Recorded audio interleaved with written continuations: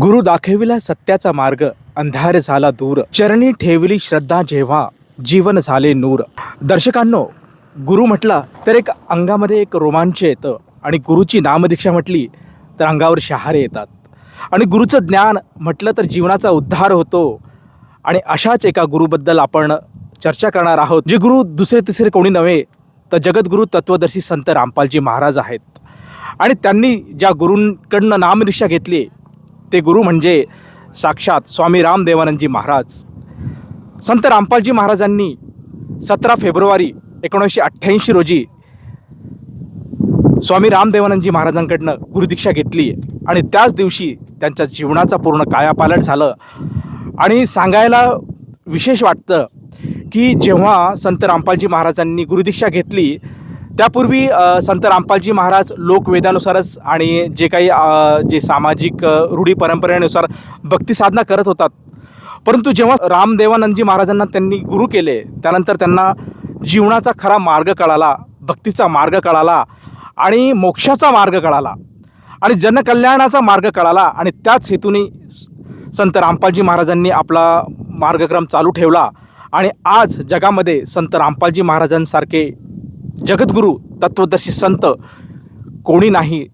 फक्त एक आणि एकच संताचं नाव आज जगद्गुरु म्हणून प्रसिद्ध झालेलं आहे, जे खऱ्या अर्थाने कबीर पंथाची साधना देतात, कबीरांचं ज्ञान सांगतात आणि जीवनाचा उद्देश सांगतात आणि मोक्षाचा मार्ग आज समाजाला दाखवत आहेत. ते दुसरे तिसरे कोणी नसून तर जगद्गुरु संत रामपालजी महाराज आहेत. आणि त्यांचाच बोध दिवस या ठिकाणी या 13 सतलोक आश्रमामध्ये जगद्गुरु तत्वदर्शी संत रामपालजी महाराजांचा 39वा बोध दिवस मोठ्या उत्साहात हर्षोल्लासामध्ये साजरा होणार आहेत. तर अशाच एका सतलोक आश्रममध्ये आपण आलेलो आहोत. एसएनची टीम या ठिकाणी सतलोक आश्रम ढवळपुरी, तहसील पारनेर, जिल्हा अहिल्यानगर या ठिकाणी आलेले आहेत. आणि ह्या आश्रमामध्ये संत रामपालजी महाराजांचे जे शिष्य आहेत, जे अनुयायी आहेत, त्यांच्याद्वारे संत रामपालजी महाराजांचा 39वा बोध दिवस मोठ्या उत्साहात साजरा होणार आहे. तर त्याची जी तयारी आहे किंवा आश्रमामध्ये काय काय सामाजिक कार्यक्रम होणार आहेत त्या संदर्भात जी काही तयारी चालू आहेत त्या संपूर्ण तयारीचा आपण आढावा घेणार आहोत. तर चला आपण आज जाऊयात आणि बघूयात की ह्या समागमामध्ये काय काय तयारी या ठिकाणी चालू आहे. तर दर्शकांनो, जेव्हा आपण सतलोक आश्रम ढवळपुरीमध्ये एंट्री करतो, प्रवेश करतो, तर आपल्याला बघावयास मिळतं की हा संपूर्ण जो परिसर आहे, किती मोठं मैदान आहे या ठिकाणी आज पार्किंगसाठी या ठिकाणी आरक्षित करण्यात आलेलं आहे. आपण बघू शकतात की जे येणारे भाविक आहेत त्या भाविकांची जी गैरसोय होऊ नये म्हणून या ठिकाणी पार्किंगची अशी मोठी जागा या ठिकाणी आश्रमातर्फे उपलब्ध करण्यात आलेली आहेत. आणि या ठिकाणी काही सेवेकरी आपल्याला दिसत आहेत, ती या ठिकाणी पार्किंगची व्यवस्था या ठिकाणी बघणार आहेत. तर आपण त्यांच्याकडे जाऊयात आणि चर्चा करूयात आणि ते कशा प्रकारे या ठिकाणची पार्किंगची व्यवस्था बघणार आहेत या ठिकाणी आपण जानकारी घेऊयात. नमस्कार सर. सतसाहेब. आपलं नाव? विवेक दास. सर, मला विचारायचं आहे की या ठिकाणी जो समागम आहे येणारा, या समागमाची जी पार्किंगची व्यवस्था आहे ही कशा प्रकारे कार्यान्वित होणार आहे? तुम्ही बघू शकता की जसं सतलोक आश्रम ढवळपुरी तो जो गेट आहे एंट्रन्स, तिकडनं सर्व एंट्री होतात गेट. आणि मग त्यानंतर मग इथे त्यांना थांबवलं जातं लाईनीने आणि त्याच्यानंतर भाविक उतरतात. आणि मग त्यानंतर मग जे 2 व्हीलर्स आहेत ते ह्या दिशेने लावल्या जातात 2 व्हीलरला आणि 4 व्हीलरची पार्किंग ह्या दिशेने असते है ना. आणि त्यानंतर जे त्याचे मोठे ट्रक्स जे आहेत, बसेस असतात है ना, त्यांची व्यवस्था तिथे दिलेली आहे. आणि जे भाविक लोक जे येतात आणि जे परत जातात त्यांच्यासाठी व्यवस्था हे इथे केलेली आहे. इथे बसेस थांबतात आणि ह्या पेंडॉलपाशी सर्व भाविकांना थांबवलं जाते आणि जेव्हा ते बस येतं तेव्हा लाईनशीर त्यांना तिथे बसवलं जाते आणि त्यांना एक्झिट केलं जाते. अशा प्रकारे ही व्यवस्था आहे. सर, मला विचारायचं आहे की ही जी पार्किंगची व्यवस्था आहे याचे काही चार्जेस आहेत? नाही, हे निःशुल्क चार्जेस आहे, कोणाला काही चार्जेस देण्याची आवश्यकता नाही. धन्यवाद सर. सतसाहेब. तर दर्शकांना बघू शकतात की या ठिकाणी आश्रमातर्फे फ्री ऑफ कॉस्ट पार्किंगची व्यवस्था या ठिकाणी प्रदान करण्यात आलेली आहे. दर्शकांनो, आता आपण या ठिकाणी पोहोचलो आहोत. या ठिकाणी मोठं असं भंडारा घर या ठिकाणी बनवण्यात आलेलं आहे. आपण बघू शकतात यामध्ये पार्टिशन केलेलं आहे. एक जे आहे हे जे पुरुष वर्ग आहे त्यांच्यासाठी या ठिकाणी वेगळा बनवलेला भाग आहे. त्याचप्रमाणे जे महिलांसाठी या ठिकाणी एक वेगळा भाग या ठिकाणी बनवलेला आहे. आपण बघू शकता की या ठिकाणी जे समागममध्ये जे येणारे श्रद्धाळू आहेत त्यांच्या जे भोजनाची व्यवस्था या ठिकाणी होणार आहे आणि मोठ्या संख्येने या ठिकाणी जे श्रद्धाळू येण्याची संभावना आहे त्यांच्यासाठी ही व्यवस्था या ठिकाणी आश्रमातर्फे बनवण्यात आली आहे. आपण बघू शकतात की आतमध्ये जर आपण गेलो आणि बघितलं तर आपण बघू शकतात की किती मोठ्या संख्येने या ठिकाणी जे श्रद्धाळू आहेत, जे महिला श्रद्धाळू आहेत, एका वेळेस या ठिकाणी जवळजवळ हजारोच्या संख्येने या ठिकाणी महिला एकत्रित बसून या ठिकाणी भोजन करतील अशी या ठिकाणी व्यवस्था आश्रमातर्फे करण्यात आलेली आहे. दर्शकांनो, आपण आता किचनमध्ये आहोत आणि आपण बघू शकतात की या ठिकाणी जो येणारा महासमागम आहे त्याची या ठिकाणी पूर्वतयारी आपल्याला बघावयास मिळते आहेत. आपण बघू शकता की या ठिकाणी बेसनाची लाडू बनवणार आहेत. सर्वप्रथम या ठिकाणी बेसन हे चाळण्यात येत आहेत. हे बेसन चाळल्यानंतर त्याची बुंदी काढण्यात येणार आहेत आणि त्या बुंदीचे शुद्ध देशी तुपामध्ये लाडू बनणार आहेत. दर्शकांनो, या ठिकाणी आपण बघू शकता की बुंदीचे लाडू बनवण्याची प्रक्रिया या ठिकाणी चालू झालेली आहे. आपण बघू शकता की कशा प्रकारचे सेवेकरी आहेत ते बुंदी तळण्याचं काम या ठिकाणी चालू आहेत. जे बेसन पीठ आहे त्या बेसन पिठापासून या ठिकाणी शुद्ध देशी घीमध्ये बुंदी तळायचं काम चालू आहे. त्यानंतर पलीकडे आपण बघू शकता की त्या ठिकाणी पाक बनवलेला आहे आणि त्या पाकातून जी तळलेली बुंदी आहे ती काढण्यात येत आहेत आणि त्याच्यापासून नंतर ही बुंदी पूर्णपणे बनवून जाईल आणि त्या बुंदीपासून नंतर लाडू बनवण्यात येतील आणि हा प्रसाद या समागमामध्ये प्रत्येक भाविकाला, प्रत्येक श्रद्धाळूला देण्यात येणार आहे. दर्शकांनो, आपण बघू शकतात की या ठिकाणी किती मोठ्या प्रमाणात जे महिला सेवेकरी या ठिकाणी लाडू बनवण्याच्या सेवेमध्ये व्यस्त दिसत आहे आपल्याला.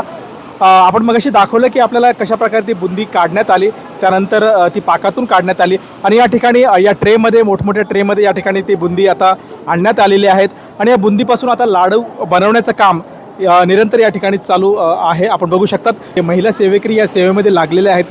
त्यांनी हायजीन मेंटेन केलेलं आहे. आपण बघू शकतात की प्रत्येकाच्या डोक्यावर एक टोपी आहे आणि नाकातोंडावर एक मास्क लावलेला आहे, जेणेकरून स्वच्छतेची पूर्णपणे या ठिकाणी काळजी घेण्यात आलेली आहे. दर्शकांनो, आता आपण पंडालमध्ये आहोत आणि आपण बघू शकतात की या ठिकाणी एक असं फ्रेम बनवण्यात आलेलं आहे. आपण बघू शकतात तर हे जे काही फ्रेम आहे, हे काही स्ट्रक्चर आहे, हे बांबूचं स्ट्रक्चर या ठिकाणी बनवण्यात आलेलं आहे. तर या ठिकाणी काही सेवेकरी आहेत, आपण त्यांच्याकडे जाऊयात आणि विचारूयात की हे जे काही स्ट्रक्चर आहे कशा संदर्भात या ठिकाणी बनवत आहेत. सर नमस्कार. साहेब नमस्कार सर. सर आपलं नाव? माझं नाव नामदेव भिल, जिल्हा नंदुरबार. सर हे काही आपण स्ट्रक्चर बनवत आहात, हे कशा संदर्भात बनवत आहात? सर हे टेक्चर जे बनवते हे रक्तदान शिबिर आहे. जे महाराष्ट्र किंवा देशभरातून जेही भाविक, जे भगतगण आहे ते येतील, ते स्वइच्छाने रक्तदान करतील म्हणून हे टेक्चर उभं करण्यात येते. सर मला विचारायचं आहे की संत रामपालजी महाराजांचा जो बोध दिवस आहे तो या ठिकाणी साजरा होणार आहे. तर जे सेवेकरी आज आपण नंदुरबार तहसीलमधून जे नंदुरबार जिल्ह्यातून जे काही सेवेकरी आलेत ते किती संख्येने या ठिकाणी सेवेकरी आलेले आहेत? सर नंदुरबार जिल्ह्यातून जो सेवा आणलेले आहे ते 40-45 भगत आलेले माया वेगळे आहेत. असं या संत रामपाल महाराजांचा बोध दिवस आहे 15, 16, 17 फेब्रुवारी म्हणून इथं रक्तदान शिबिराचे कॅम्प लावलेला आहे. धन्यवाद सर. नमस्कार. सत्साहेब. तर दर्शकांनो, आपण बघितलं की या ठिकाणी जे सेवेकरी आहेत त्यांचा भाव आणि त्यांची जी उम्मीद आहे, ताकद आहेत, ही किती मोठ्या प्रमाणात या ठिकाणी दिसून येते आणि त्यांनी एक समाजाला आज असा मेसेज दिलेला आहे की संत रामपालजी महाराजांचा जो बोध दिवस आहे तो कशाप्रकारे या आश्रमामध्ये साजरा होणार आहे आणि पूर्ण जगाला त्यांनी आमंत्रण दिलेलं आहे की त्यांनी यावं आणि ह्या समागमाचा एक हिस्सा व्हावा आणि संत रामपालजी महाराजांचं ज्ञान समजून घ्यावा आणि कशाप्रकारे या संत रामपालजी महाराजांच्या आश्रमामध्ये सेवा चालतात, कशाप्रकारे जे संत रामपालजी महाराजांचे अनुयायी आहेत ते साधना कशी करतात आणि जगाला कशाप्रकारे एक चांगल्या माणसाचा संदेश देतात, या सगळ्या गोष्टी बघण्यासाठी संत रामपालजी महाराजांचे जे सेवेकरी आहेत त्यांनी पूर्ण जगाला या ठिकाणी आमंत्रित केलेलं आहे. दर्शकांनो, आता आपण पंडालमध्ये अशा ठिकाणी उपस्थित झालेलो आहोत की या ठिकाणी संत रामपालजी महाराजांची आध्यात्मिक प्रदर्शनी या ठिकाणी सादर होणार आहेत. आपण बघू शकतात की सेवेकरी या ठिकाणी सेवा करताना आपल्याला दिसत आहेत. हे स्टीलचे असे छोटे मोठे असे या ठिकाणी स्ट्रक्चर बनवण्यात येत आहेत. मला वाटतं या ठिकाणी या फ्रेमवर कटआउट्स या ठिकाणी लावण्यात येणार आहेत आणि कटआउट्सद्वारे संत रामपालजी महाराजांचं पूर्ण जीवन परिचय या ठिकाणी सादर होणार आहेत. तर या ठिकाणी काही सेवेकरी सेवा करताना दिसत आहेत. आपण त्यांच्याकडे जाऊयात आणि विचारूयात. सर नमस्कार. सतसाहेब. आपलं नाव? दीपक दास. सर या ठिकाणी जी आध्यात्मिक प्रदर्शनी होणार आहे त्याच्याबद्दल आम्हाला काय सांगाल? आध्यात्मिक प्रदर्शनीबाबत सांगायचं झालंच, या ठिकाणी जगत समुदाय आणि भगत समुदाय मोठ्या प्रमाणावर येत असतो. भगत समुदायाला या प्रकाराची बरीच माहिती आहे, पण जगत समुदायाला याबाबत अनुभभिन्नता आहे. त्यामुळे जगत समुदायाला चांगल्या रीतीने आणि प्रदर्शनाच्या माध्यमातून या गोष्टी समजाव्यात की ज्या परमात्म्याने या ठिकाणी सगळ्यांसाठी सर्वश्रुत केलेल्या आहेत, त्या गोष्टींचं ज्ञान जगत समुदायाला देखील व्हावं आणि जे भगत समुदाय आहेत ज्यांना अजून या गोष्टी माहीत नाहीत अशांना देखील प्रदर्शनीच्या माध्यमातून या गोष्टी माहीत पडत असतात. म्हणून या ठिकाणी सगळ्या बाबींचं अर्थात आज येत्या 15 तारखेपासून जो समागम सोहळा या ठिकाणी संपन्न होणार आहे, त्या समागम सोहळ्यासाठी संत रामपालजी महाराज यांच्या अन्नपूर्णा मोहिमेबाबत प्रदर्शनी लावण्यात येत आहे. या प्रदर्शनीमध्ये आजपर्यंत संत रामपालजी महाराज यांनी अन्नपूर्णा मोहिमेअंतर्गत जे जे कार्य केलेलं आहे ते सगळं प्रदर्शनीच्या माध्यमातून दाखवलं जाणार आहे, जेणेकरून जनसमुदायाला अर्थात भगत समुदाय आणि जगत समुदाय या दोघांनाही याची सर्वश्रुत माहिती व्हावी, हा या मागचा एक मोठा उद्देश आहे. धन्यवाद. सतसाहेब. दर्शकांनो, आपण बघितलं की या ठिकाणी संत रामपालजी महाराजांचे जे शिष्य आहेत या प्रदर्शनीच्या सेवेमध्ये मग्न दिसत आहेत आपल्याला. आणि संत रामपालजी महाराजांनी आपल्या जीवनक्रमामध्ये जे काही उपक्रम या ठिकाणी सादर केलेले आहेत त्या पूर्ण उपक्रमाची माहिती या प्रदर्शनीद्वारे जनजन लोकांपर्यंत पोहोचवण्याचा या ठिकाणी प्रयत्न करण्यात येणार आहेत.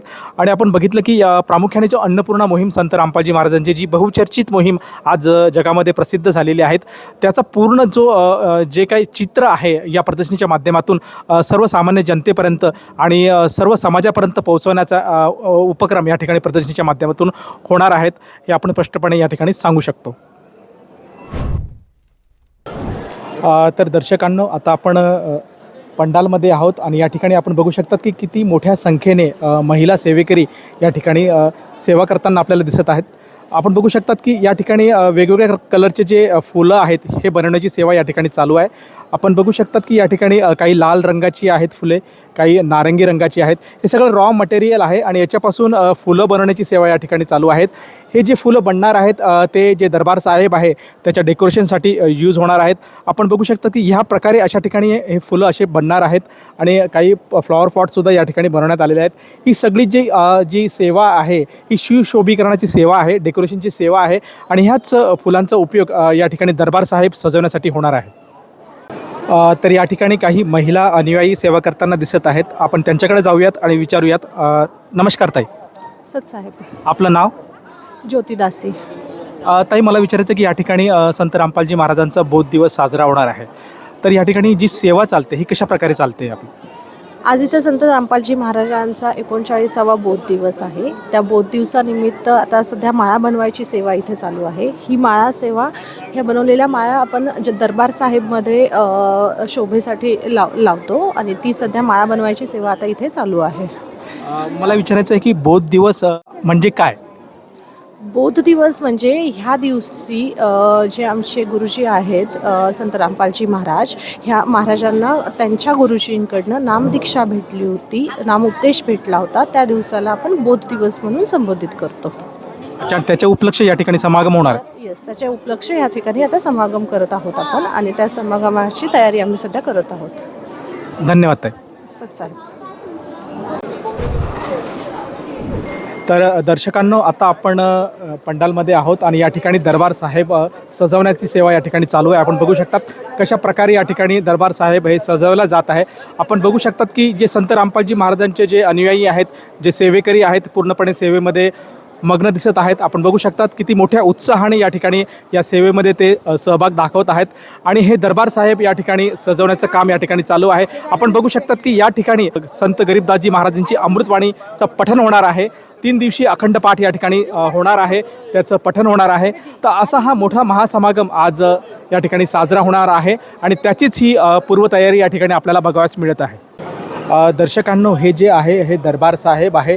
या ठिकाणी संत रामपालजी महाराजांची मोठी अशी प्रतिमा लावण्यात आलेली आहेत. जणू काही एक भास होतो आहे की संत रामपालजी महाराज या ठिकाणी प्रत्यक्षात सत्संग करताना आपल्याला दिसत आहेत असा या ठिकाणी भास होत आहेत. अतिशय सुंदर असं डेकोरेशन आणि फुलांची रचना या ठिकाणी करण्यात आलेली आहे. आपण बघू शकतो की या ठिकाणी जे डेकोरेशन केलेलं आहे हे मनाला असं भावणारं आहे आणि त्यातून एक आपल्याला असं वाटतं की खरोखरच संत रामपालजी महाराज या ठिकाणी बसलेले आहेत आणि हे सगळं जे श्रद्धाळू येणारे श्रद्धाळू आहेत त्यांच्यासाठी ते एक प्रवचन सत्संग करताना आपल्याला असा भास होत आहेत. तर किती छान या ठिकाणी या समागमाची तयारी झालेली आहेत हे आपल्याला बघावयास मिळतं आहे. दर्शकांनो, आपण बघितलं की संत रामपालजी महाराजांचा 39वा बौद्ध दिवस सतलोक आश्रम ढवळपुरी तालुका पारनेर जिल्हा अहिल्यानगर या ठिकाणी साजरा होणार आहे आणि त्याचीच जे तयारी आहे, त्याचीच जी व्यवस्था आहे ते दाखवण्याचा प्रयत्न एस.ए. न्यूजनी या ठिकाणी केलेला आहे. आपण बघितलं की प्रत्येक सेवेदार या ठिकाणी जो सेवेकरी आलेला आहे तर सेवेमध्ये किती मग्न होता आणि त्याच्या चेहऱ्यावर जो एक आनंद होता, आपल्या गुरुच्या जो बौद्ध दिनानिमित्त जो काय उत्साह त्याच्या मनामध्ये होता तो या ठिकाणी आपल्याला बघावयास मिळाला. त्याचप्रमाणे जे सेवेकरी आहेत ते कुठल्या प्रकारे त्यांच्या चेहऱ्यावर एक थकान दिसत नव्हती. मोठ्या आदराने श्रद्धेने त्या या ठिकाणी सेवेमध्ये ते सहभागी झालेले होते. आपण प्रत्येक आश्रमाचा कानाकोपरा बघितला, आपण भंडाराघर बघितला, त्याचप्रमाणे आपण लड्डूरामची सेवा बघितली, त्याचप्रमाणे जे दरबार साहेब आहे त्या दरबार साहेबचं सुशोभीकरणाचं जी काही व्यवस्था आहे तीसुद्धा आपण बघितली. जी आध्यात्मिक प्रदर्शनी या ठिकाणी होणार आहे त्याचासुद्धा आपण एक आढावा घेतला. एकंदरीतच हे जे काही 3 दिवसीय महासमागम आहे जो 15, 16, 17 फेब्रुवारी 2026 रोजी जो महासमागम या ठिकाणी होणार आहे त्याची पूर्व जी तयारी आहे या व्हिडिओच्या माध्यमातून आपल्याला दाखवण्याचा आम्ही प्रयत्न केलेला आहे. धन्यवाद.